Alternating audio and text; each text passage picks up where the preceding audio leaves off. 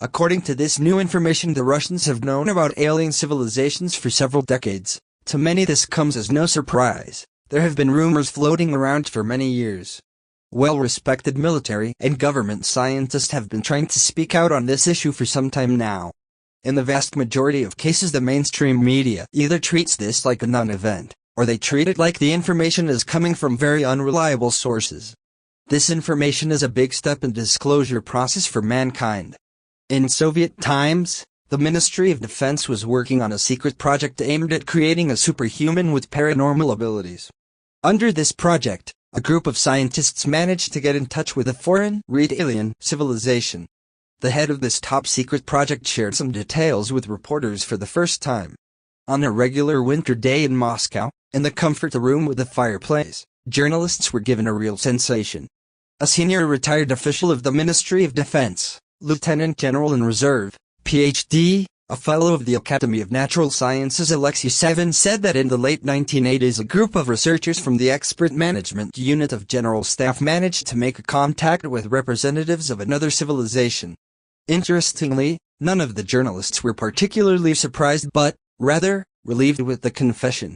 Vasily Yermenko, a Major General of Fibin Reserve, academician of the Academy of Security, Defense and Law Enforcement, was the first to speak to the press.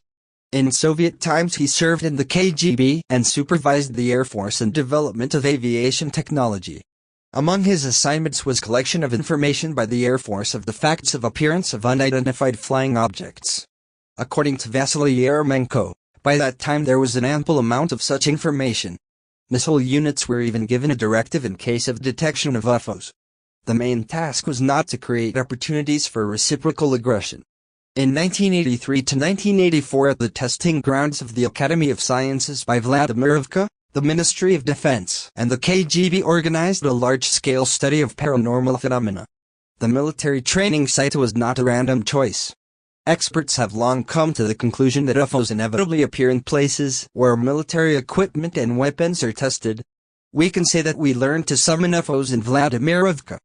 To do this, we dramatically increased the number of military flights and movement of the equipment. If the intensity on our site increased, UFOs appeared with the probability of 100%, explained Yermenko. After 6 months of tests, the authoritative commission came to 3 main conclusions.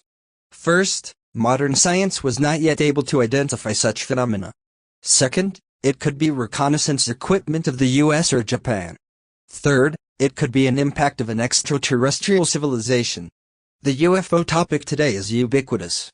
Precisely because of its scandalous nature, serious scientists are not willing to identify their position on this issue. Pilots often see such objects, but they have a veto on this topic, so do astronauts. In confidential conversations they talk about their experiences meeting with UFOs, but they are afraid to speak publicly about this, said Vasily Yermenko. He believes that this subject requires a serious approach, because it is a security issue. Yet, it is still a closed topic both in the US and in Russia. Lieutenant General Alexei Savin proceeded to reveal some aspects of the engagement of the Ministry of Defense. He headed the Expert Management Unit of the General Staff, whose task was to examine various unusual phenomena. The main project of the unit was a state program on the discovery of intellectual human resources. The goal of the program was to identify ways to make the human brain work in a special regime of superpowers, making a person a superhuman. The scientific council of the program was led by an academician, Natalia Viktorova, who until her death served as a scientific director of the Institute of Human Brain of RAS. Over 200 highly skilled professionals from across the country participated in the program. In the process of research, we came to the conclusion that a human was an energy and information system that receives information from outside.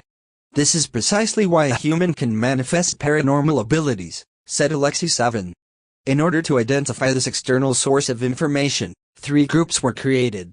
One group was formed from scientists, another, from military, and the third one was composed of women. The group of women made the most significant progress in the research. Savin explained that they wanted to make contact with representatives of other civilizations. And we did it. According to him, a special method has been developed that allowed the human brain to tune into a contact.